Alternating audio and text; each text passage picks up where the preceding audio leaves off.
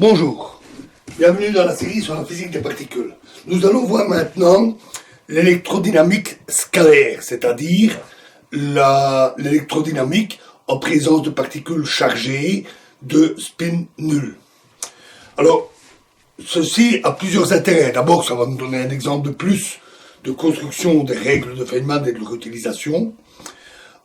Ensuite, ça a aussi un intérêt dans la mesure où ce genre de choses existe. Il y a les mesons pi chargées, pi plus ou moins, sont effectivement des particules scalaires chargées, et donc il est intéressant d'étudier leur caractère, leur comportement électrodynamique. Et cela aussi met en évidence la particularité du spin. En comparant avec l'électrodynamique normale et l'électrodynamique scalaire, on peut voir le rôle du spin puisque les électrons sont de spin 1,5 et les particules scalaires de spin 0. Et enfin, l'exemple en soi est intéressant parce que ici, cette fois-ci, le Lagrangien d'interaction contient des dérivés par rapport au champ. Et donc, cela introduit des différences. Et l'Hamiltonien d'interaction n'est pas juste le négatif du Lagrangien d'interaction. Donc, on part du Lagrangien habituel pour des champs scalaires chargés. Donc, on a L0 phi égale d mu phi croix. C'est le Lagrangien libre, bien entendu. D mu phi moins m carré phi croix phi. Alors attention, ici, il n'y a pas de facteur à demi. Et on fait le changement du couplage minimum. Donc, d mu phi est remplacé par d mu plus IE A mu phi. Et on obtient alors, en rajoutant le Lagrangien L, donc on a le L0 phi, on ajoute le Lagrangien pour le champ électromagnétique,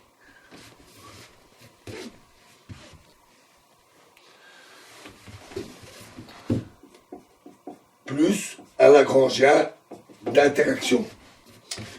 Et après quelques calculs, on trouve que le Lagrangien d'interaction est simplement moins IE A mu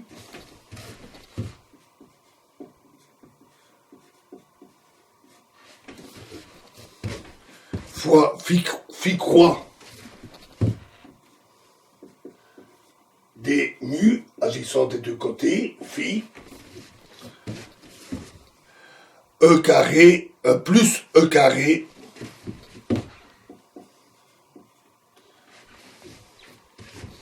A carré phi croix phi.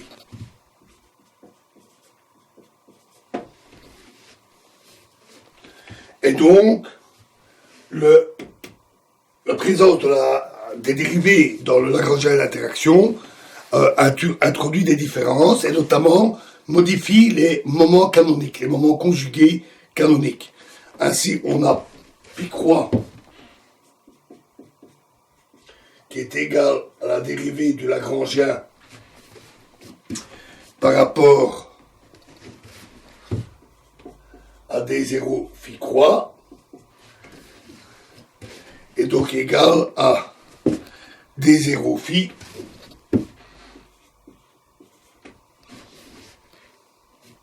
plus IEA0 phi.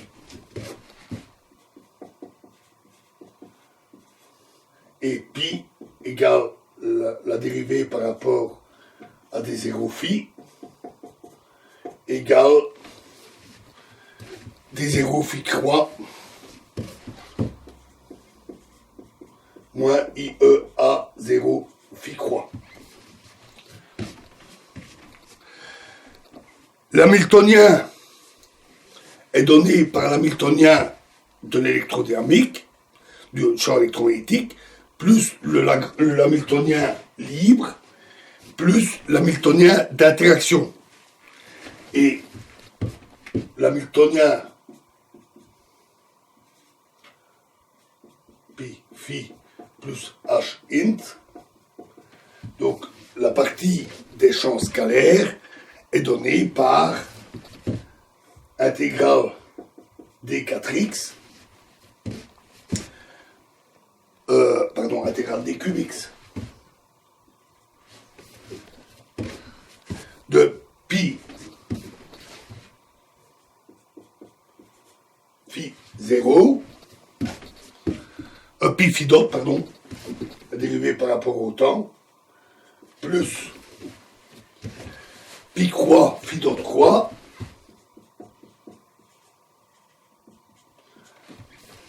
moins le Lagrangien, c'est-à-dire L0 moins L int.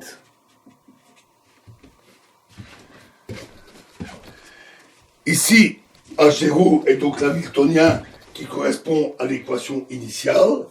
H0 est donné par l'intégrale d cube x de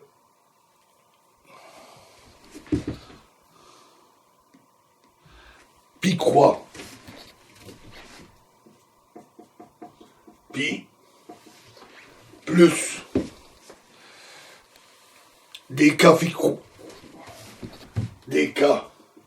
phi croix fois dk phi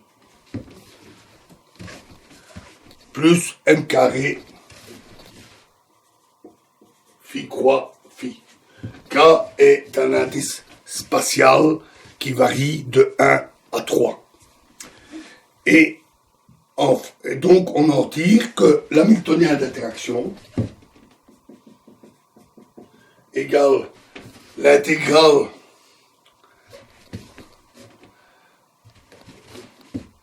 d cube x d'une densité hamiltonienne égale l'intégrale de d cube x IEA 0 pi croix phi croix moins pi phi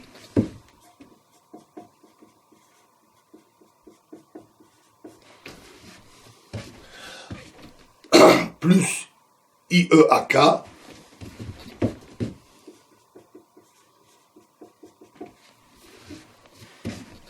fois phi croix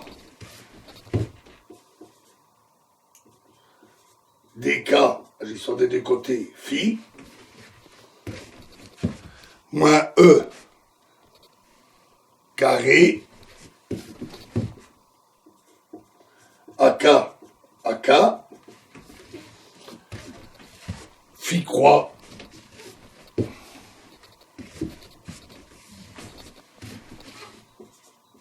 phi.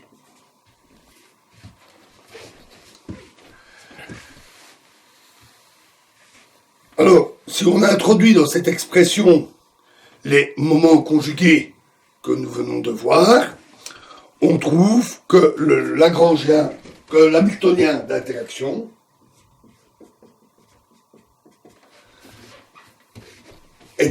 qui dépend du champ phi, bien entendu, est égal à moins le Lagrangien d'interaction à phi moins E à 0 carré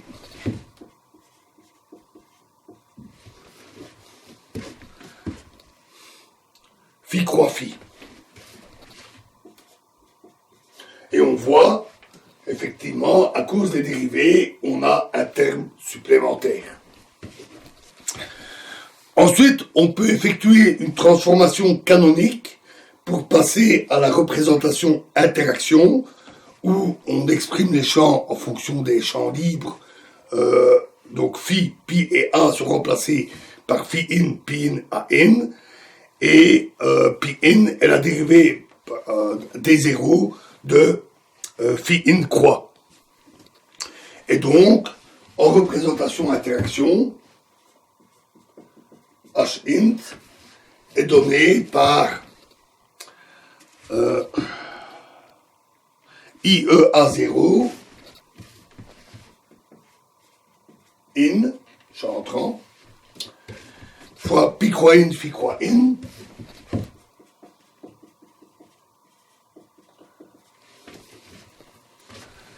moins pi in, phi in,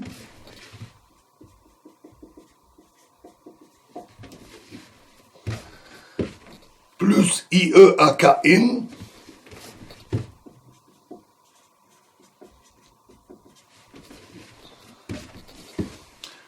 phi croix in, dk des deux côtés, phi in, moins E carré A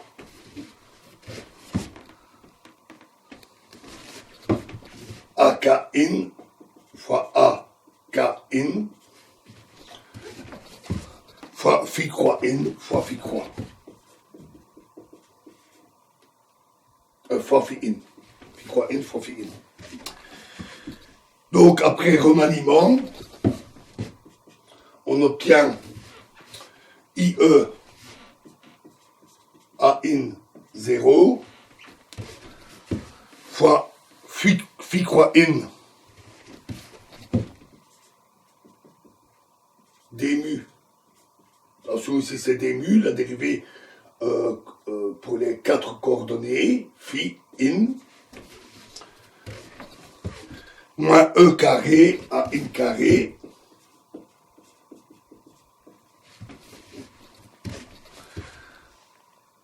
phi croix in, phi in,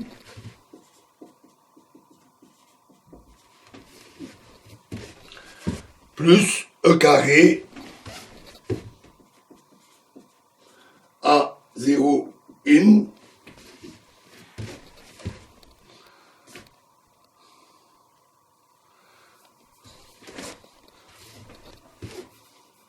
A0 in carré, fois phi croix in, phi in.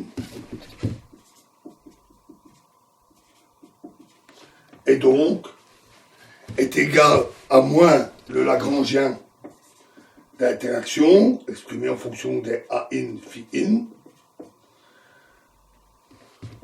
plus E carré A in 0 carré, phi croix in, phi in. On retrouve donc une expression semblable après la transformation, avec, attention, il y a un changement de signe, hein, par rapport à la représentation habituelle et la représentation interaction, on a un simple changement de signe, il ne faut pas l'oublier. Alors on a une difficulté, parce que la différence par rapport au cas sans dérivée est l'apparition d'un terme A0 in, donc un terme non covariant, puisqu'il dépend d'une coordonnée particulière. Et ça semble remettre en cause la théorie, ou moins la covariance de la théorie, mais en fait, non.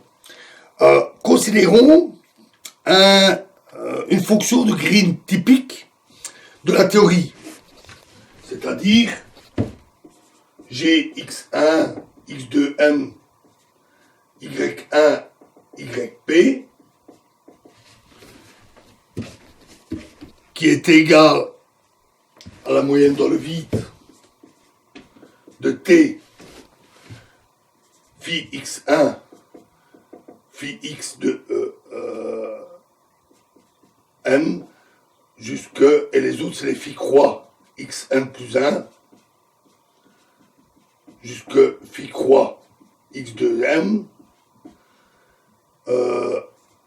a y1 jusque a yp dans le vide.